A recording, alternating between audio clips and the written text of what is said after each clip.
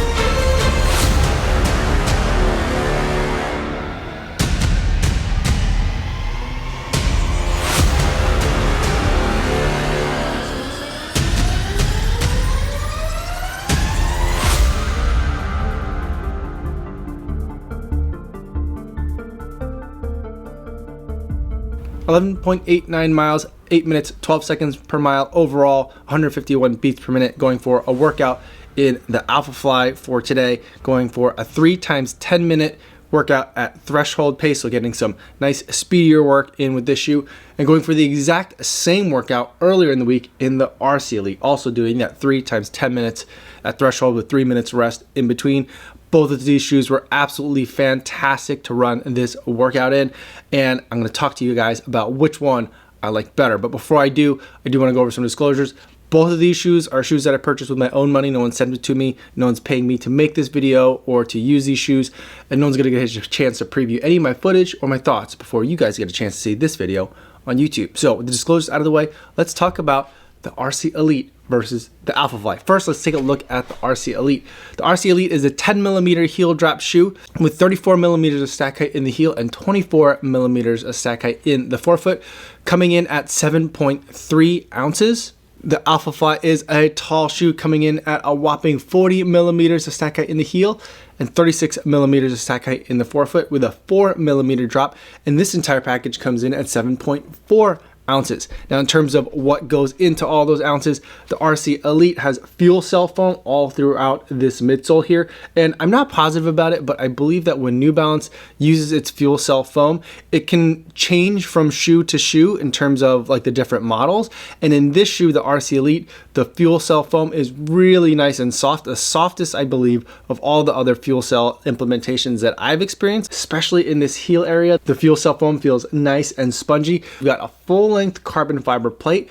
Plus, on the outsole, you got their Dynaride outsole, which is this outsole that has all these like little rubber triangles that are in here. Very firm rubber that's in here, but they're almost shaped like shark's teeth. They grip into the ground really well, and they save on a lot of weight. You got a lot of rubber coverage here on the outsole, but they've taken away all the spaces in between all the lugs that are in this shoe, and all these little rubber shark's teeth are glued or inserted into what I believe is a TPU plate on the outsole as well. So you're really kind of getting like almost a double carbon effect. When you land on the shoe, it compresses the plate, but when you push off, all that energy releases into your next stride. It's a very exciting shoe to run in. Now with the Alphafly, you've got just a ton of Zoom X foam, and that Zoom X foam is that miracle foam that is super lightweight. I mean, this entire thing, even though it's heavier than the RC Elite, it just feels like when you pick it up, it feels like when you're picking up like a book at a furniture store, like the fake books that are actually just like plastic shells. It just feels like a toy because it's so light, but this thing definitely performs. Compresses really well, absorbs all that impact, but also comes back to life really quickly.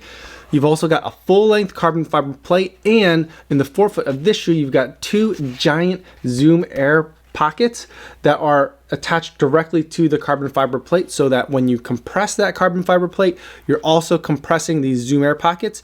And both the Zoom Air pocket and the carbon fiber plate, as soon as you're starting to lift off and push off of your foot, both of those materials decompress and they release that energy back into your next stride. So we've kind of got almost like a double carbon effect for both of these shoes. So let's talk about the workout I did earlier in the week in the RC Elite. This is a 3 times 10 minutes at threshold workout, and this shoe just absolutely shined. It loves being at that speed. I had a muddy day for the workout that I had with the RC Elite, but this Dynaride traction outsole just did absolutely fantastic. I never at any point felt like I was slipping around. The footage makes it look like it was pretty gnarly out there, and I think it was, but this shoe just held up so well. I didn't have any moments of doubt. Another reason why I feel like I felt so confident in this shoe, even though the conditions were kind of nasty, because I feel like this shoe's really low to the ground. At 24 millimeters of stack height in the forefoot and 34 millimeters of stack height in the heel, it's not like this shoe is a stripped down racer, but I definitely had that feel to it. Part of it is that this upper fits the foot really well, nice and snug. The materials are a little bit thicker than I've been seeing on a lot of the marathon racers that are out there, but it all leads to kind of like that old school feel of this shoe, that it feels like a racing flat still, even though I'm getting all this technology, all this stack height into it. It's a really wonderful combination. But I will have to say that at the hour mark in this shoe, my right foot started feeling a little bit of discomfort right under the ball of the foot. I started just feeling like my feet weren't really getting as much cushion as I would like for a marathon racer. So I'm actually not sure for me if I would reach for this shoe for a marathon race, but on this particular run, I was out there for a little more than an hour and a half for the day. So I feel like for a half marathon, this might actually be a fantastic shoe for you to reach for. Now let's talk about how the Alphafly did. The Alphafly is certainly a tall shoe, and it felt like it the entire time. At no point did I ever think that I was in an old school racing flat. This is just a bunch of shoe underfoot. It still feels really weird to me when I'm walking around warming up in the cool down paces. The 4 millimeter heel drop feels like it's a negative heel drop. I just feel like this part is much firmer in the forefoot than it is in the heel, and the way it compresses, I just feel like I'm always kind of backwards in the shoe until I'm up to a race pace or faster than that when I'm at the threshold paces for today. Getting up to those threshold paces and sticking there was just an absolute breeze. I really enjoyed it.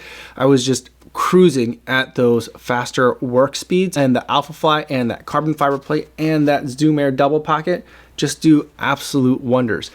At the hour mark for this run, my feet felt really great. Even at the end of the workout, my legs felt super fresh. It was very easy on my legs. So I had the feeling that I've experienced in a lot of Vaporfly racing shoes before, where my body felt like it got the workout in, but it didn't feel as beat up as it otherwise might in another pair of shoes. But there's another feeling that's consistent with Vaporfly shoes that I felt in this Alphafly, which I didn't love. And that's the fact that the toe box is always really tight. The fit is always super snug. And by the end of the run, and this was an hour and a half run, my toes definitely felt really scrunched up in there, and they felt very beat up. In fact, for the rest of the day, whereas in the RC Elite, my legs felt really tired for the rest of the day and even into the next day. After running in the Alphafly, my toes felt really tired. They felt just really tender, like someone had been stepping on them a little bit. So that's definitely a feeling that I had in other Vaporfly shoes before, and it's a feeling that I'm having in the Alphafly as well. It's just not so nice on the toes. But overall, the Alphafly is a shoe that can help you just keep on going at those faster paces and lets you just continue to work. So when it comes down to which one is the best marathon racer, I think I'm gonna have to give it to the Alphafly for this one, because it's that shoe that I think can take me to the marathon distance. It's the shoe that I think can help me feeling strong and fresh for as long as possible. And it's a shoe that feels fast and is incredibly fun to run in. It's just a marvel of technology. It looks more unusual than ever, but it really does deliver. So those are my thoughts on the RC Elite versus the Alphafly. If you disagree, I'd love to hear about it. Put it down in the comments down below. Or if you have any questions, feel free to stop by my live stream that I do every day here on YouTube, 3 p.m. Central Time. I'd love to talk to you guys about it more there. That's all I have for today, everybody. Thanks so much for making it all the way to the end of the video. Hopefully you guys are staying safe out there on your runs, and I'll see you in the next one. Yo, what's going on?